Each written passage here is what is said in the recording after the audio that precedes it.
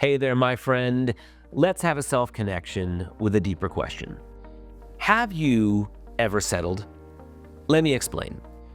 I was recently thinking about a conversation I had with a friend of mine a while back that I wanted to share with you.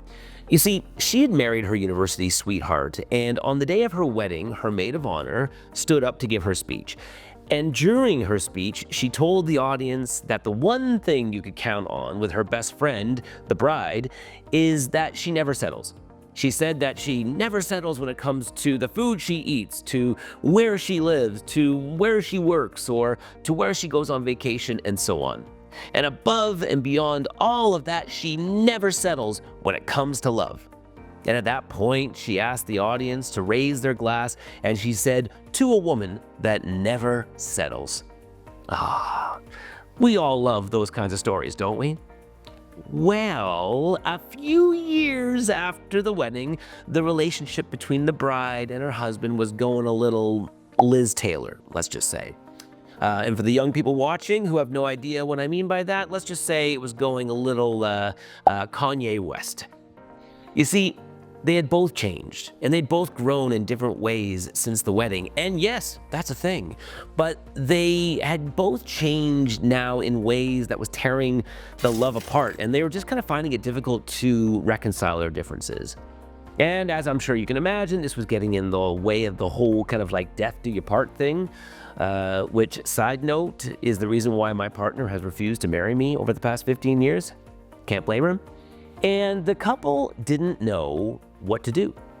So eventually a day came when the bride found herself sitting in a room with her maid of honor, crying her eyes out, and she said she didn't know what to do. Now, the maid of honor, being the badass that she is, stood up and reminded her of the speech she'd given at her wedding.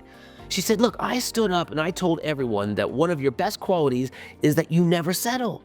And when I said it, I meant it, and I mean it again today when I say it.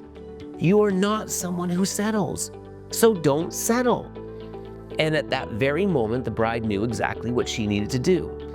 And after going through the obvious pain and heartache that comes through a breakup, she knew in her heart that she had made the right decision. Now, my guess is that you found yourself in a similar situation to this at some point in your life. And to some of my male viewers, I'm not suggesting you found yourself facing big life decisions while wearing a wedding dress. What I am saying is that you've probably found yourself facing a decision, of whether or not you should or should not settle. Now, of course, the answer is always that we shouldn't, obviously, but that's never easy, is it? But I think the bigger question is this: what's harder? The long-term pain of living a life where we settled, or the short-term pain we experience from refusing to settle as we journey toward the life that we deserve? To me, and I think to you, the answer is obvious.